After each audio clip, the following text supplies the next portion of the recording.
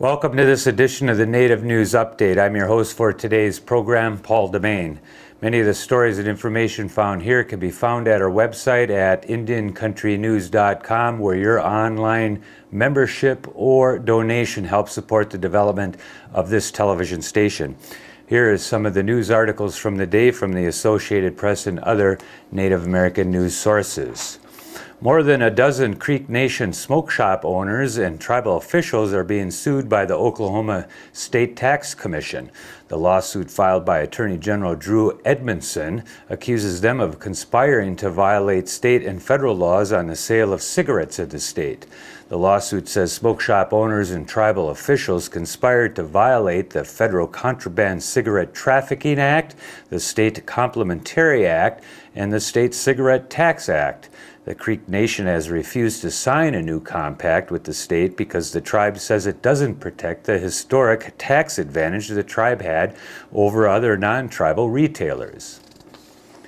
Montana's congressional delegation has revived a $527 million bill that would settle the Crow tribe's water rights claims after making changes to a similar measure that was opposed last session by a Wyoming legislator. The settlement would resolve water claims by the tribe that go back over many decades. It would entitle the Crow to 300,000 acre-feet of water annually from Bighorn Lake and another 500,000 acre-feet from the Bighorn River. The measure also authorizes $527 million for an industrial and municipal water system, a tribal irrigation system, and other economic development projects. A similar measure last year from Senator John Tester, a Montana Democrat, passed out of a Senate committee but never came to a full vote. It was opposed by Wyoming Republican Senator John Barrasso. The Anishinaabe Nation Commissioner on Citizenship, Jeanette Corbière-Lavelle, a citizen of the Wakwemekong Unceded Indian Reserve, is holding day-long workshops at Amjawinung First Nation and the Amerind Friendship Center in London, Ontario, Canada on February 9th and 10th. Commissioner Lavelle was officially appointed in May 2008 by Grand Chief John Bocage. The consultation process, which began last October, will continue until a draft law on citizenship is presented to the Anishinaabe Grand Council this coming June. The goal is to reclaim Anishinaabe jurisdiction with regard to citizenship and correct Section 6 of the Indian Act, the definition of Indian status. According to demographic experts, under Section 6 of the Indian Act, also known as the two-generational cutoff, in less than 100 years, most First Nations in Canada would not have any status Indian members left. The Anishinaabe Nation is moving forward on self-government on its own terms and has established a commission to develop a new citizenship law to displace the Indian Act provisions on band membership and Indian status. The envisioned law will restore jurisdiction over citizenship to 42 First Nations in Ontario, collectively known as the Anishinaabe Nation. Leading the way, Indigenous Peoples Global Summit on Climate Change will be hosted by the Inuit Circumpolar Council this year and will be held at the Dena'ina Center in Anchorage, Alaska this upcoming April 20th to the 24th. Reflecting their position as stewards of the environment and drawing upon their age-old traditional knowledge, the heart of their cultural resilience, Indigenous peoples were among the first groups to call upon national governments, transnational corporations, and civil society to do more to protect the earth and human society from climate change. The Indigenous Peoples Global Summit will bring together about 200 to 300 Indigenous participants and observers from around the world to discuss current and future issues and activities. For more information and to register, you can go to indigenousummit.com.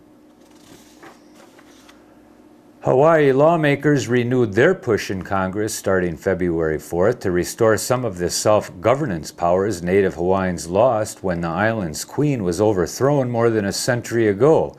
A new version of the bill no longer specifically bans a Hawaiian government entity from running a gambling operation or from setting up a reservation similar to those established for Native Americans.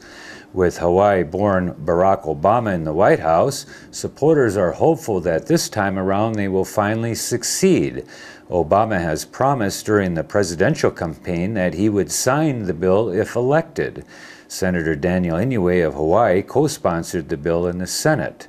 The bill will set up a process for Native Hawaiians to participate in the creation of a permanent governing entity similar to Native American tribal governments.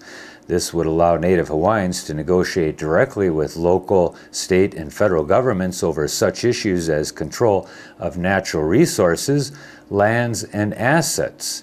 There are some 400,000 people nationwide of Native Hawaiian ancestry. For about a week, Robin Kills the Enemy was friendless. Wrongly banned from the social networking website Facebook for registering under a false name, she was unable to get in touch with dozens of friends.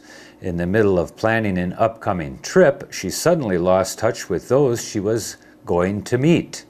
But the name she'd used was authentic, and though Facebook administrators eventually reinstated her account, some are concerned that the site is unfairly shutting off access to users with Native American surnames.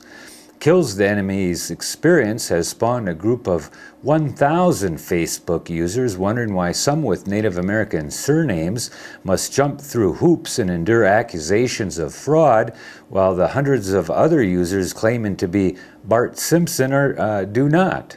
Since its inception in 2004, Facebook has become a virtual second home to hundreds of millions of people worldwide. For some, it's a primary means of communication, the exclusive way to talk to friends across the street or across the country. Kills the Enemy's problem started not when she joined Facebook, but when she tried to correct an error that was nagging at her. When she signed up for the site last summer, it wouldn't accept her real surname, so she combined it. She was Robin Kills the Enemy with no spaces between that part of her last name. But people couldn't understand her mashed together name, and she finally emailed Facebook to ask for a change. The next day, her account was deactivated.